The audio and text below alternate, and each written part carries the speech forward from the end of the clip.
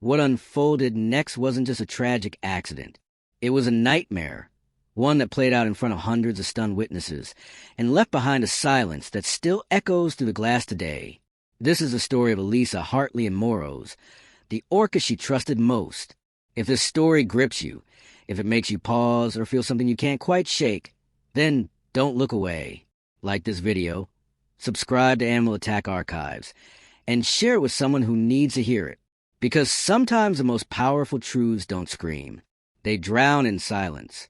Before she could even swim, Elisa Hartley could imitate the haunting call of a whale. While other children built castles on the beach, she sat still, eyes closed, hands cupped like ears, trying to memorize the rhythm of the tides. By the age of 10, she knew the migration paths of humpbacks and could distinguish an orca's song from a dolphin's chatter. Her childhood wasn't one of cartoons and sleepovers. It was filled with notebooks, salt-stained boots, and the names of creatures no one else bothered to learn. Elisa wasn't chasing attention. She was chasing understanding. By 16, she was volunteering at a coastal aquarium, scrubbing algae from tanks and asking questions that made the marine biologist pause. Not because she wanted to impress, but because she truly wanted to know. What made a sea lion's eyes dim? Why did one orca play while another floated motionless for hours? She graduated with honors in marine biology, specializing in animal behavior. But what set her apart couldn't be graded. It was the way animals responded to her. Like they recognized something in her voice, something safe, something real.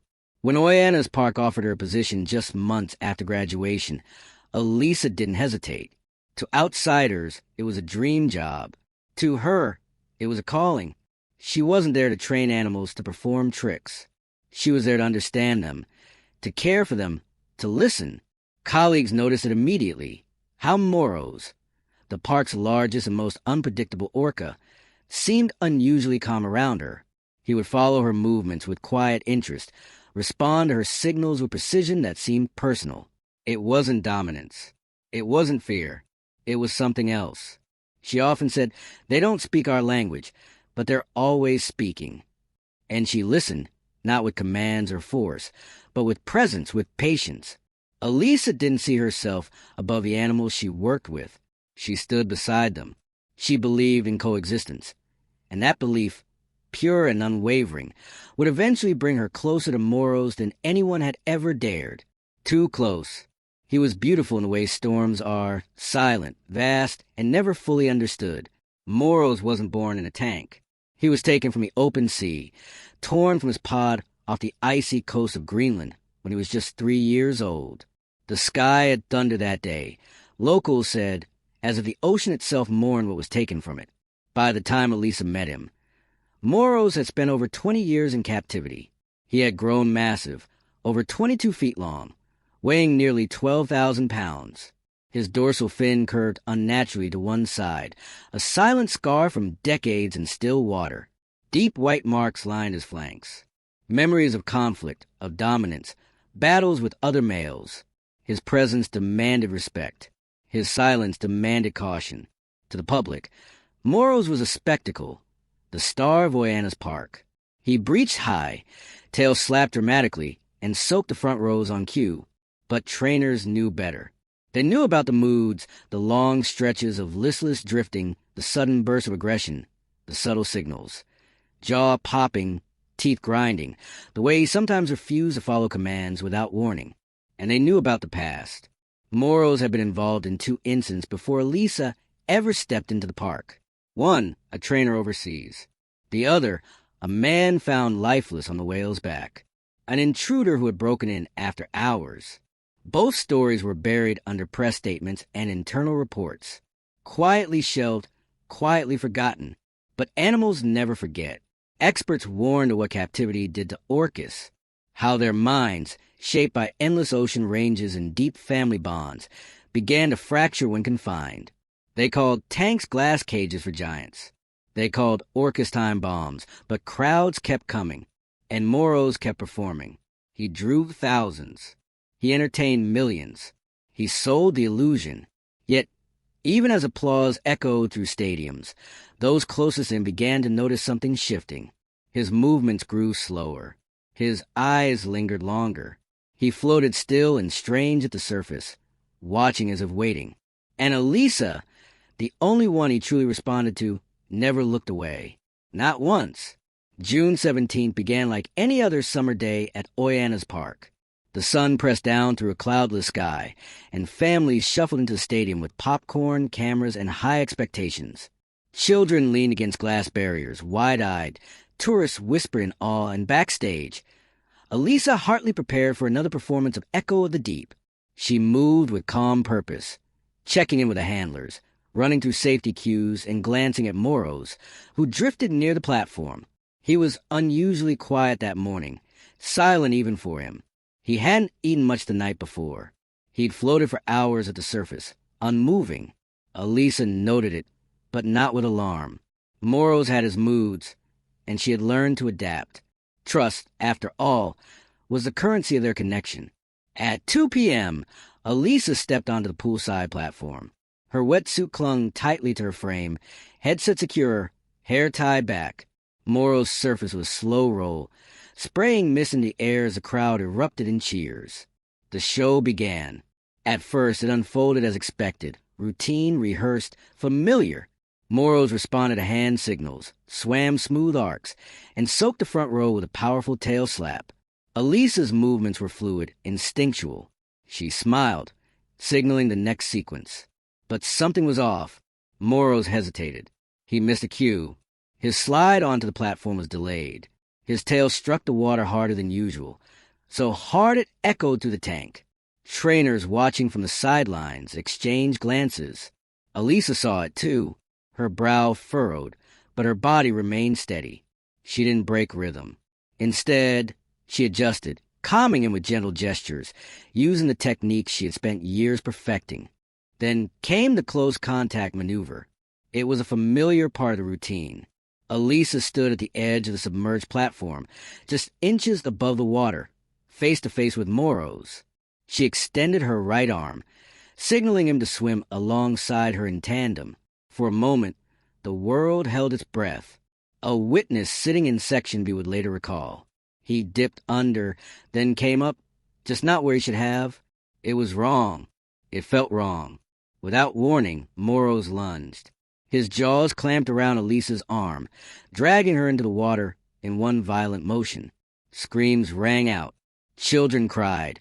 And for a few terrible seconds, some still believed it was part of the act. It wasn't. The water churned as Moros thrashed, diving deep with Elisa in his grip. Emergency signals blared. Trainers rushed to deploy deterrent tones. Underwater frequencies meant to interrupt the whale's focus. They failed. Fish were thrown. Nets cast. Nothing worked. Elisa remained underwater, pulled, shaken, submerged. Time slowed. Above, people shouted. Below, she struggled against 5 tons of force. Her headset dislodged. Her shoe floated free, and Moros, once her partner, now circled with unrelenting purpose. This wasn't a mistake. It wasn't confusion.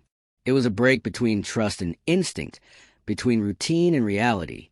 At 2:41 p.m., her body surfaced, but the show had already ended, and silence more than applause swallowed the stadium.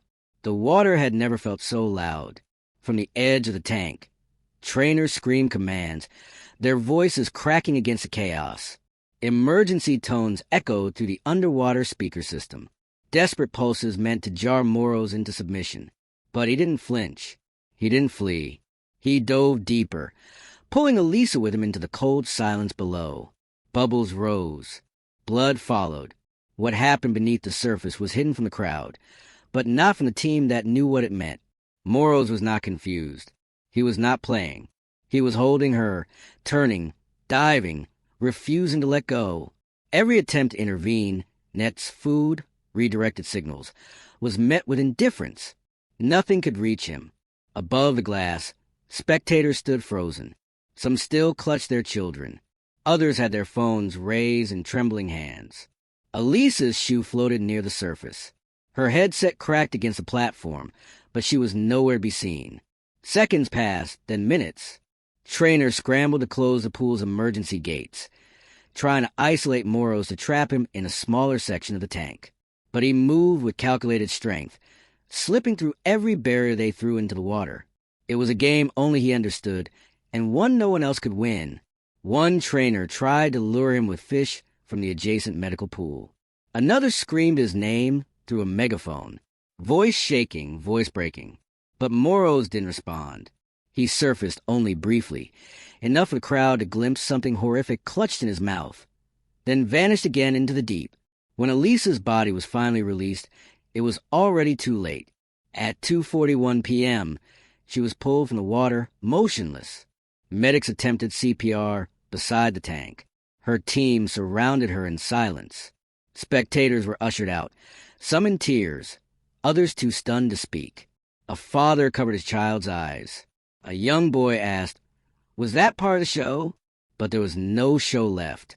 In just 7 minutes, a life built on trust, discipline, and compassion had been torn apart by the very creature she had once called a partner. The bond they shared, so carefully built, had shattered in an instant, and in the quiet that followed, only one thing was certain. The water would never look the same again. Oreana's park went into lockdown within the hour. Guests were quickly escorted out, their souvenir bags dangling limply at their sides. The stadium was roped off with caution tape. Showtimes disappeared from digital signs. Music was cut. The usual sound of laughter and splashing were replaced by a heavy, disbelieving quiet. A brief statement was issued before sunset. "We are heartbroken to confirm the loss of one of our most experienced trainers, Elisa Hartley. Our thoughts are with her family, her colleagues, and all who loved her." No questions were taken. No cameras were allowed past the gate. Inside, an investigation was already underway. The Federal Safety Bureau arrived by nightfall, joined by marine behavior experts and regulatory officials. Footage from every angle of the tank was pulled. Logs from prior incidents involving Moros were examined. Files some staff didn't know existed. Reports previously shelved were dusted off and read aloud in quiet rooms. Brows furrowed. The autopsy was completed within 48 hours. Elisa had suffered multiple blunt force injuries, broken ribs, a fractured sternum, a dislocated shoulder, massive trauma to the chest and neck. Water filled her lungs. The final cause of death was listed as drowning following prolonged submersion, but the medical examiner noted that the internal damage alone might have been fatal. When the report leaked, headlines were immediate and unforgiving. Whale turns deadly. Tragedy at Oreana's. Star trainer killed in front of crowd. Footage of Elisa smiling, waving to children, walking along the pool's edge was played in endless loops. The public watched in disbelief. The story exploded on social media. Hashtags spread like wildfire. Hashtag Justice for Elisa, hashtag Free Moros, hashtag Shut Down Oreana's. But beneath the noise, one question lingered. Could this have been prevented? Some said yes, pointing to warning signs, to ignore behavior reports, to the uncomfortable history behind Moros' previous incidents. Others defended the park, calling it a tragic anomaly. But for those who had seen it unfold, for those who had tried to pull her back on the water, there was no debate, only silence and the weight of what had been lost. The tank was cleaned, the stage was reset, but nothing felt the same. Moros no longer performed. He was moved to an off-limits holding pool, away from crowds, away from cameras. Trainers approached with caution, now if at all. He floated for hours at the surface, still and unreadable, like a ghost drifting just beneath the waterline. Some said he was grieving. Others said he was simply waiting. Oreana's park released no further updates. Internally, though, everything shifted. Training protocols were rewritten from the ground up. Close contact routines were suspended indefinitely. Outside consultants were brought in. Marine behaviorists, safety engineers, former critics of the park. Staff were retrained. Barriers were installed. But many quietly wondered why those changes had come after life was lost. Elisa's name became both a memory and a mirror, reflecting everything that had gone unnoticed, unspoken, or ignored. Experts have been warning for years. Orcas in captivity aren't just displaced, they're altered. In the wild, they travel up to 100 miles a day. They dive deep, communicate in complex dialects, and form lifelong family units. In tanks, they circle endlessly, isolated, their instincts dulled by walls and rehearsed cues. Some develop tics, others lash out, a few simply shut down. Moros had shown signs, refusals, agitation, disengagement. But those moments were labeled as mood swings, not red flags. And Elisa, she knew, she saw it all, but she believed in him, in their bond, in the work. She trusted that understanding could be stronger than fear, that love could bridge the space between species.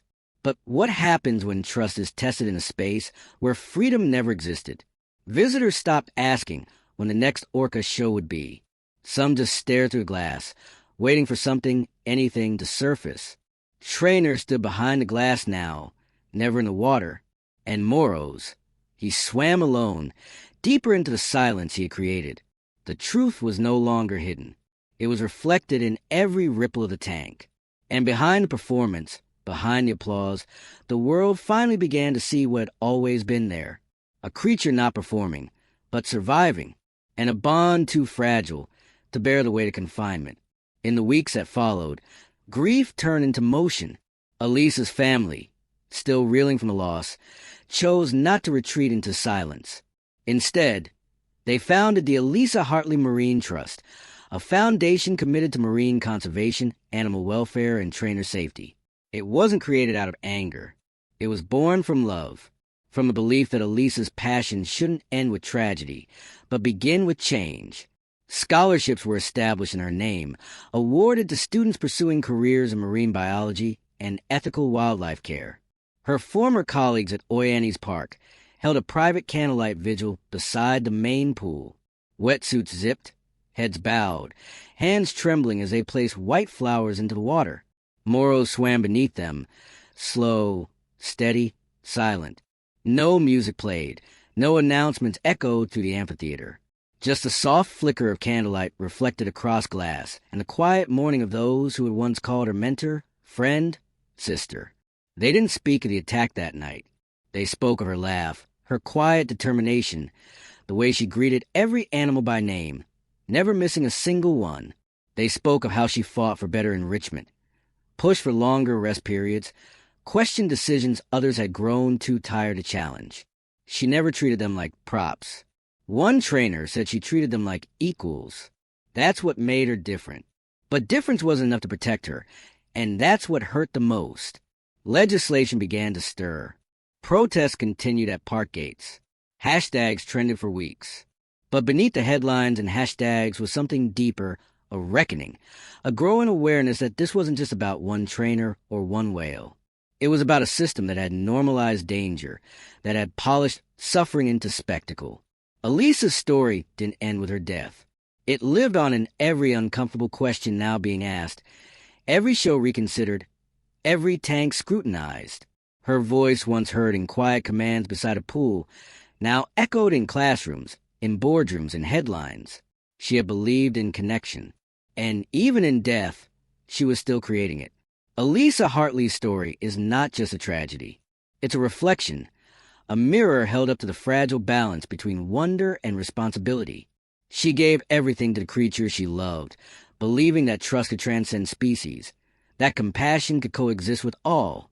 But when the world we build around those beliefs begins to crack, the consequences can be devastating. What happened in that tank wasn't just a moment of instinct. It was a culmination of years of silence, of overlooked warnings, of beauty built on control. And when that illusion shattered, it left behind a question we can no longer avoid. Can we claim to love something while denying it its nature? Elisa didn't die in vain. Her legacy lives on in the reforms she inspired, in the conversation she started, and the quiet, lasting impact of her life. If her story moved you, don't let it fade into silence. Like this video. Share it. Subscribe to our channel for more stories that matter. Stories that ask the hard questions and honor the people who dare to care. Because behind every performance, there's a truth waiting to surface. And sometimes it takes a loss to finally hear it.